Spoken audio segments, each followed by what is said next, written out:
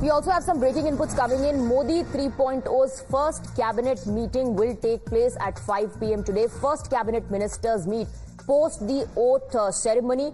We're given to understand the meeting is being held at the Prime Minister's residence. What we're playing out right now on your screens are the visuals of when all those ministers who were going to be part of the cabinet were called to the Prime Minister's residence. And now we're given to understand that now that the cabinet has finally taken shape, the first meeting of the cabinet ministers will take place at 5 p.m. Sabyasachi is joining us with more details. Sabyasachi, is this meeting about distribution of portfolios, or is this about the agenda for the next 100 days?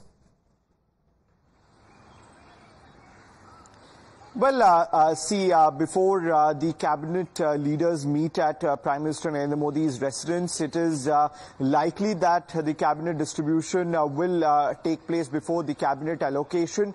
It is extremely important because we had seen that demands have come in from the allies regarding the ministry. But at this particular point, BJP, by retaining its top leadership, showing faith in them once again, BJP has made it clear that they would not bargain with the top ministry at any given cost.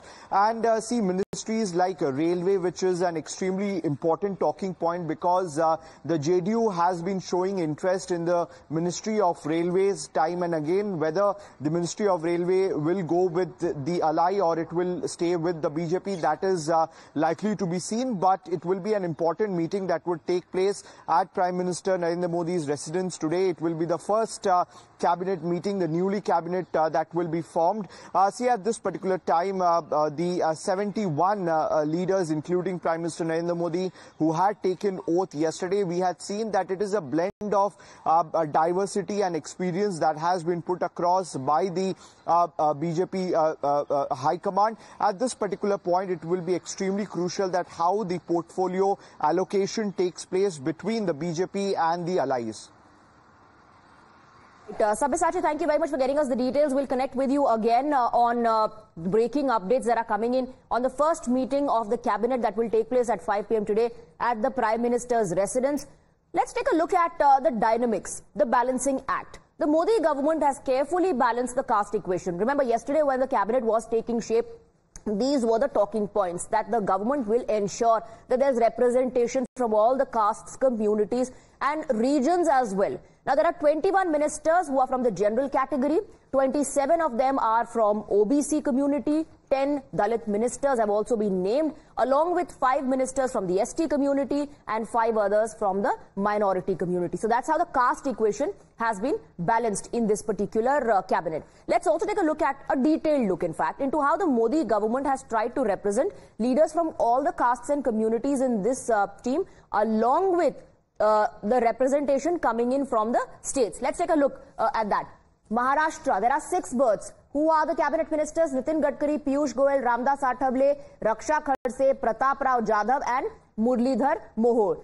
Then from Bihar, the cabinet ministers are Jitan Ram Manjhi, Ramnath Thakur, Nityanand Rai, Giriraj Singh, Chirag Paswan and Lallan Singh. Let's move on. Let's take a look at other states. From Haryana, 3 cabinet ministers, Manohar Lal Khattar has been included along with Krishan Pal Gujjar and Rao Inderjeet Singh.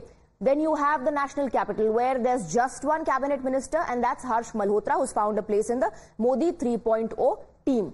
Let's move on. Let's talk about Punjab. This is very interesting because Ravneet Bittu in fact lost the election from Ludhiana. He still found a place in Modi cabinet 3.0. Many say this is because parties are eyeing the upcoming assembly elections. Then you have Jammu, 1 berth that goes to Jitendra Singh, who won the elections from Udhampur. Moving on now, let's take a look at other states from the representations are coming in, and also breaking down the details of how the cabinet looks like, the factors that have been taken into consideration. As far as the allies are concerned, the largest constituents of the NDA after the BJP, TDP and JDU have received 1 cabinet berth and 1 MOS post each. Chirag Paswan's LJP, JDS and Jitan Ram Manjhi's Hindustani Awam Morcha have received 1 cabinet berth each. Shiv Sena has 1 MOS independent charge berth, while RLD and Apna Dal have 1 Minister of State post each.